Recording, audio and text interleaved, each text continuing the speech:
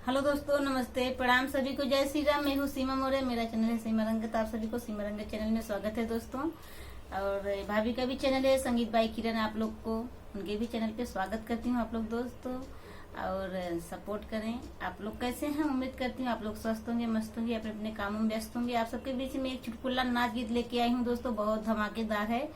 आप लोग गीत सुनिए, गीत का आनंद लीजिए और अपनी छोटी बहन के ऊपर आप लोग प्यार आशीर्वाद बनाए रखिएगा। और आप लोग से विनती करती हूँ दोस्तों, रिक्वेस्ट करती हूँ आप लोग दोनों बहन का सपोर्ट करें प्लीज। हेलो दोस्तों, नमस्ते, प्रणाम। मैं हूँ किरण प्रजापति। मेरे चैनल का नाम है संगीत बाई किरण। संगीत बाई किरण के चैनल पे आप लोग का दिल से स्वागत है दोस्तों। आप लोग के बीच में एक चुटकुला नाच गीत लेकर आए हैं। कैसा लगेगा कमेंट बॉक्स में जरूर बताइएगा और हम लोग का सपोर्ट करिएगा दोस्तों। बहुत धमाकेदार है और फुल वॉच वीडियो देखिएगा तभी वीडियो का आनंद मिलेगा। तो चलिए हम सुनाते हैं। दुई चार दिन के ना राजा जायदा नहीं हरवा। दुई चार दिन के ना राजा जायदा नहीं हरवा। दुई चार दिन के ना हरे हरे बसवा का नैया बनाई द।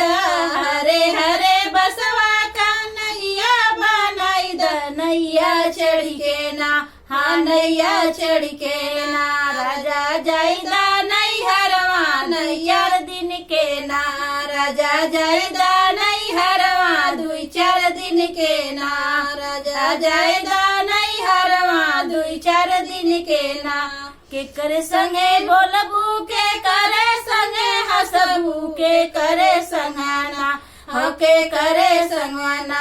कबू दिलवा का बतिया, के करे संगवाना। कबू दिलवा का बतिया, के करे संगवाना। राजा जायदा नहीं हरवा। दुई चार दिन के ना राजा जायदा नहीं हरवा। दुई चार दिन के ना माई संगा बोलबई, बहिनी संगा हसबई। माई संगा बोलबई, बहिनी संगा हसबई। भाऊजी संगवाना, हाँ भाऊजी संगवाना।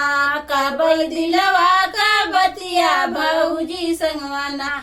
कबई दिलवा का बतिया, भाऊजी संगवाना। दुई चार दिन के ना, हाँ दुई चार दिन के ना राजा जायदा नहीं हरवा। दुई चार दिन के ना राजा जायदा नहीं हरवा। दुई चार दिन के ना माई तोहर बुढ़िया, बहिन ससुरई तिनी। माई तोहर बुढ़िया, बहिन ससुरई तीन। भाऊजी तोरे ना, हाँ भाऊजी तोरे ना। सुतई भैया के से जरिया, भाऊजी तोरी ना। सुतई भैया के से जरिया, भाऊजी तोरी ना। दुई चार दिन के ना, हाँ दुई चार दिन के ना राजा जायदा नहीं हरवा। दुई चार दिन के ना राजा जायदा नहीं हरवा। दुई चार दिन के ना। तो आप लोग का गीत कैसा लगा? बहुत धमाकेदार है। आप लोग फुल सपोर्ट करें भाभी का। मिलते हैं नए नए गानों के साथ अगले वीडियो में। तब तक आप सबसे बाय बाय।